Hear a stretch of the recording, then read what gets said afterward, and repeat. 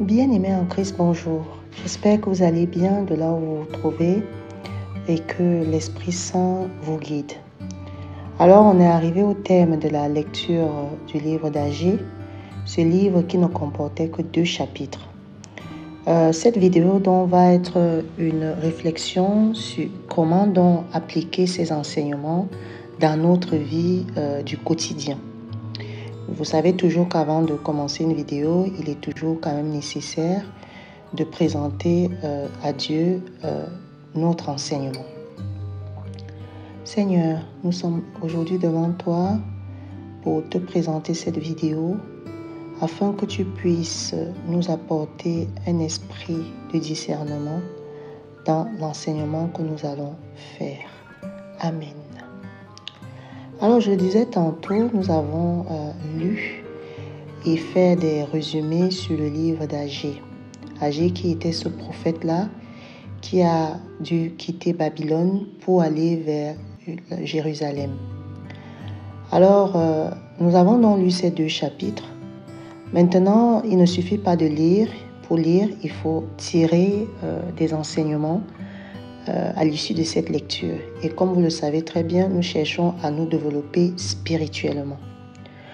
Donc, le livre d'Agée, comme on l'a lu, va ici offrir plusieurs enseignements que nous pouvons appliquer dans notre vie. Ils sont au nombre de 4. Je vous les propose. N'hésitez pas à nous laisser en commentaire ce que vous pensez. Est-ce que vous avez lu aussi ce livre et quels sont les enseignements que vous avez pu en tirer? N'oubliez pas également de vous abonner, de partager et de liker afin que notre communauté puisse s'agrandir.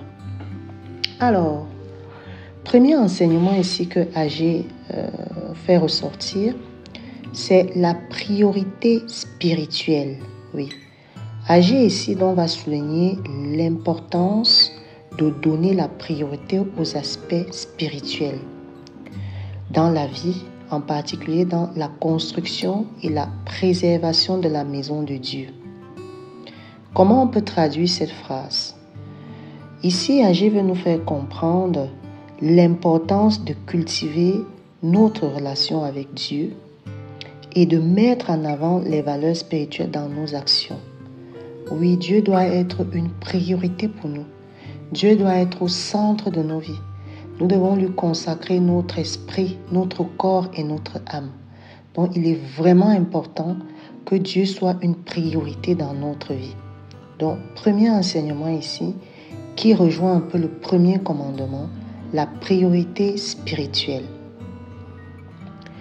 Le deuxième enseignement que nous pouvons tirer de ce livre, c'est la réflexion dans nos priorités. Vous voyez, ça découle vraiment de la première, du premier élément dont nous venons de parler. Dans cette réflexion de priorité ici, l'appel d'Agée sera ici l'occasion pour nous de réfléchir sur le chemin que nous empruntons dans la vie.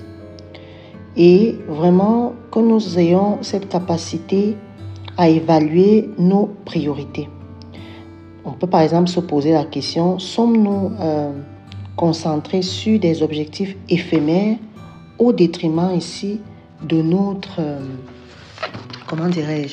de notre croissance spirituelle et de notre engagement envers des causes plus significatives? C'est quoi la priorité dans ma vie? Est-ce que c'est la recherche effrénée du matériel? Est-ce que c'est la recherche effrénée des plaisirs du corps? C'est quoi nos priorités?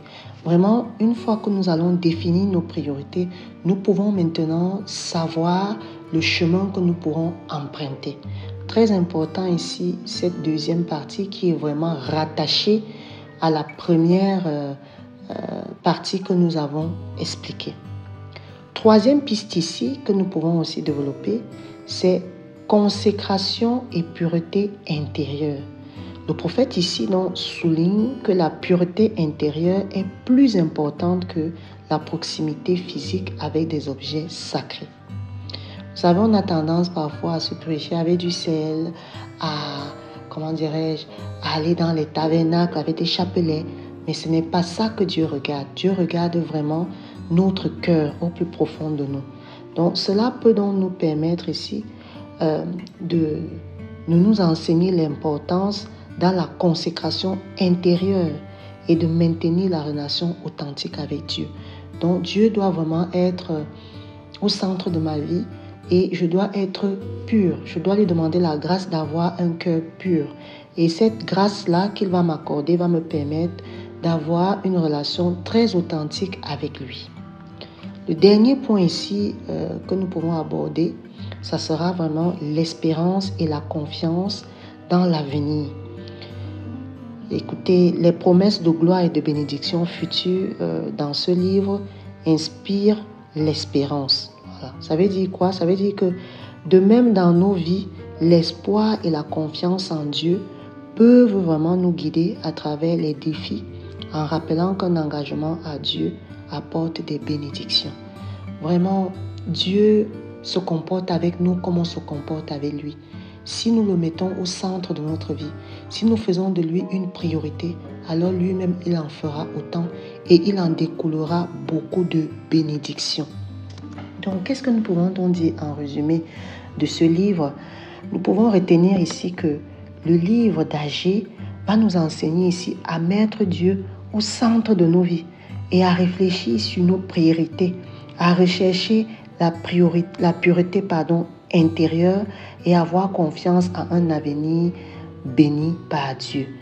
Donc, bien-aimé en Christ, si je mets Dieu au centre de ma vie, si je cherche la pureté intérieure, si je cherche vraiment à le rencontrer, vraiment Dieu va vraiment me donner la gloire, la bénédiction dans ma vie. Voilà ce que je voulais partager avec vous. Je vous invite vraiment, quand vous avez du temps, à relire ce livre qui pour moi est vraiment très intéressant, très pertinent. Ça nous invite vraiment ici à prendre le temps, à réfléchir justement sur c'est quoi la priorité de ma vie. Sur ce, je vous souhaite une excellente journée de là où vous vous trouvez.